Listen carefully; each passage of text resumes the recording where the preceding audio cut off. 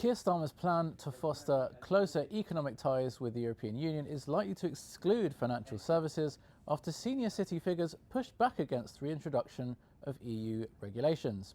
The Prime Minister has called for closer ties with the EU in a bid to boost economic growth, with senior cabinet members, including Justice Secretary David Lammy, mooting a proposal for a customs union. But senior city figures have expressed concern about the move. The city's relationship with the European Union has been hot and cold over the years. In the years before Brexit, there was a lot of Euroscepticism in the city, with frustration over EU-imposed rules and regulations that made it harder to do business in the UK. However, that scepticism didn't always translate into outright support to leave the European Union, with the majority of the city deciding that the advantages of being inside Europe's single market, in which financial services firms could trade freely in other countries and move staff around, outweighed the disadvantages of all the extra red tape. But 10 years on from Brexit, things have changed, and many in the city are keen not to reopen the UK's trading relationship with the EU, as Keir Starmer appears to be suggesting he will. There are a few different reasons for this. The first is uncertainty. Markets always hate uncertainty because it makes it hard to make investment and strategic decisions for the future.